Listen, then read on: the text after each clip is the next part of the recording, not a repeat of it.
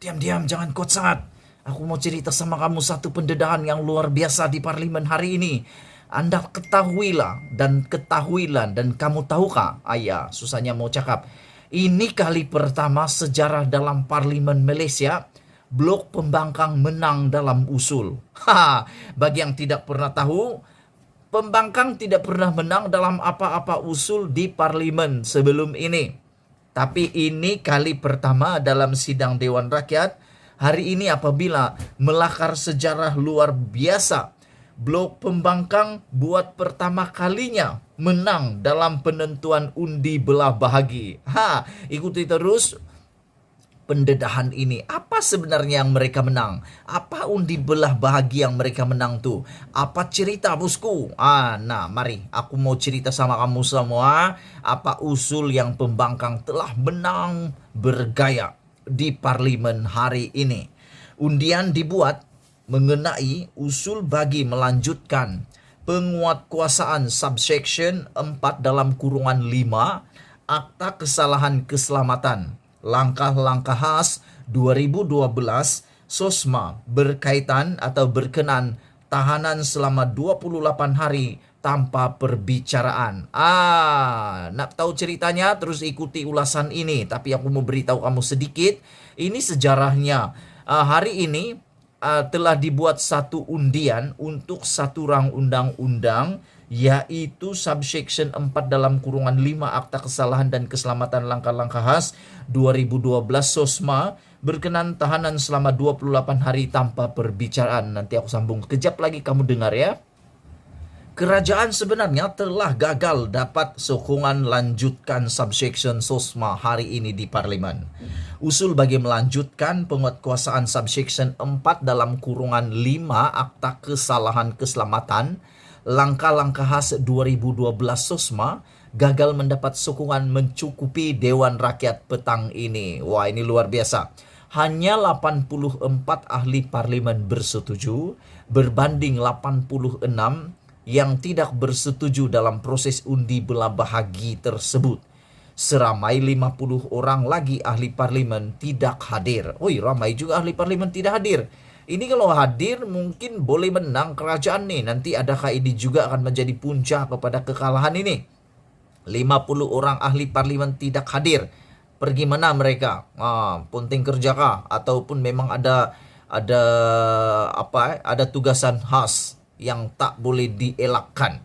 50 orang ahli parlimen tidak hadir. Pergi mana 50 orang nih? Ini bukan sedikit. Ini 50 orang sepatutnya hadir. Pada pendapat saya perlu hadir kerana apa yang mereka undi hari ini menentukan nasib rakyat, menentukan masa depan rakyat, menentukan hak rakyat. Kamu tahukah apa itu SOSMA? SOSMA itu adalah, nanti kita cerita sekejap lagi. Jangan kau pergi mana-mana, saya mau beritahu kamu apa itu SOSMA. Keputusan itu dimaklumkan yang dipertua Dewan Rakyat Azhar Azizan Harun. Ini bermakna subsection berkenan yang membenarkan seseorang suspek. Ini maksud SOSMA. SOSMA ini adalah di mana subsection yang membenarkan seseorang suspek ditahan sehingga 28 hari tanpa perlu dihadapkan di hadapan magistrat. Tidak akan lagi berkuat kuasa selepas ia luput pada 31 Julai 2022. Lebih kurang macam tanpa bicara lah, ditahan tanpa bicara untuk siasatan lanjut. Lebih kepada soal keselamatan langkah-langkah khas ini adalah SOSMA. Jadi usul ini telah gagal, kerajaan gagal di dalam mendapat sokongan lanjutkan subsection SOSMA ini. Di mana 84 mengundi setuju dan 86 tidak setuju. Jadi majoriti 2 sahaja belah bahagi. Ini bermakna subsection berkenan tidak diteruskan. Akan luput dan luput selepas 31 Julai 2022. Tak lama lagi SOSMA tidak lagi berkuat kuasa kerana sudah luput, kecuali menurut yang dipertua Dewan Rakyat, kerajaan bagaimanapun boleh membentangkan semula usul ini pada masa mereka yakin mempunyai sokongan cukup dalam parlimen. Terdahulu, Usul itu dikemukakan Menteri Dalam Negeri Hamzah Zainuddin sebelum dibahaskan oleh 19 orang ahli parlimen. Rupa-rupanya usul ini, usul yang dikemukakan oleh Menteri Dalam Negeri, yaitu menteri berkaitan dengan rang undang-undang SOSMA ini, yaitu Hamzah Zainuddin, telah dibahaskan oleh 19 orang ahli parlimen sebelum dibuat undian. Terdahulu sidang bersedia untuk mengadakan undian secara suara. Namun, Engkorming PH Teluk Intan memohon kepada timbalan yang di-Pertua Dewan Rakyat Ramli Muhammad Noor agar usul tersebut ditentukan secara undi belah bahagi. Itu dia punya sejarah perjalanan di Dewan Rakyat hari ini. Cadangan itu kemudian diterima selepas mendapat lebih 15 sokongan ahli parlimen. Untuk membolehkan undian belah bahagi dibuat, loceng dibunyikan 2 kali dan masa diberikan untuk ahli parlimen masuk ke dewan sebelum pintu ditutup. Jadi itu dia punya syarat. Sebelum undian dibuat, 2 kali loceng dibunyikan untuk memberikan amaran atau peringatan kepada ahli parlimen supaya masuk ke dalam dewan sebelum pintu ditutup. Semasa kiraan undi belah bahagi, Dewan Rakyat sempat kecoh seketika apabila perwakilan pembangkang tidak berpuas hati kerana terdapat ahli parlimen kerajaan yang masih masuk ke dalam dewan semasa undian sudah pun dalam proses kiraan. Ini yang aku masih bingung nih. Di mana mereka sebenarnya semasa undian ini? Mereka ada di luar bilik parlimen kah? Dalam Dewan Rakyat. Kenapa lewat masuk sudah 2 kali loceng belum masuk lagi? Itu yang menjadi kecoh di Dewan Rakyat hari ini apabila ahli parlimen sendiri lewat masuk Dewan Rakyat. Mungkin adalah masalah-masalah mereka sendiri. Tapi sebagai teladan, ini sesuatu yang tidak baiklah. Lambat-lambat masukkan, begitulah. Namun Azhar Azizan, yaitu yang di-Pertua Dewan, mengambil alih sidang daripada Ramli, memberi jaminan dia tidak akan mengambil kira undian ahli parlimen yang lewat. Tahniah kepada yang di-Pertua Dewan Rakyat kerana mengambil keputusan yang bijaksana, mengikut peraturan yang betul dan telah membuat keputusan luar biasa dan mengikut peraturan dewan. Siapa yang lewat, undinya tidak diambil kira.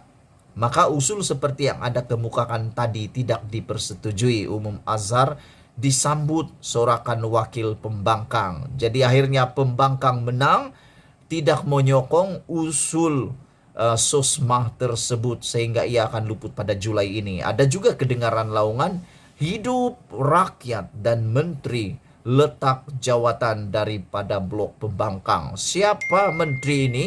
Mungkin merujuk kepada Hamzah Zainuddin. Jadi adakah dengan penolakan usul SOSMA ini, kegagalan mendapat sokongan usul OSMA ini, menteri yang berkenan yaitu Hamzah Zainuddin perlu letak jawatan? Adakah beliau harus letak jawatan kerana menunjukkan tidak ada sokongan lagi?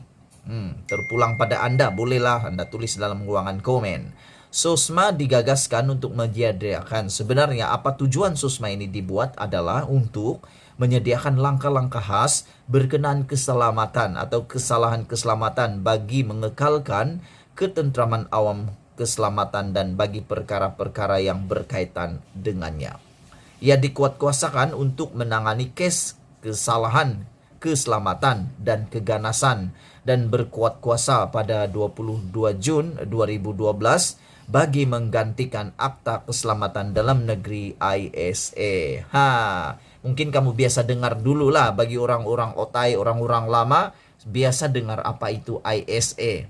Itu adalah Akta Keselamatan Dalam Negeri. Tapi telah digantikan dengan SOSMA dan hari ini SOSMA telah ditolak dan akan luput pada bulan Julai. Apakah yang akan menggantikannya? Kita tunggulah nanti. Ataupun adakah akan mendapat undian menang lagi akan datang? Kita pun tunggu. Yang penting hari ini Malaysia melakar sejarah. Dewan Rakyat melakar sejarah apabila blok pembangkang menang dalam usul menolak subsection Sosma. Dan dalam berita ini, kerajaan gagal dapat sokongan lanjutkan subsection Sosma. Dan di dalam Sinar Harian pula tajuknya, usul kerajaan tewas di Dewan Rakyat.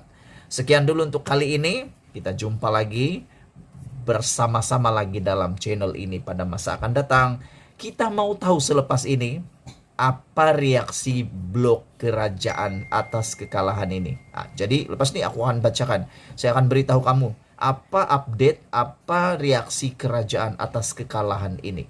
Jangan kemana-mana, lihat berita ulasan selepas ini.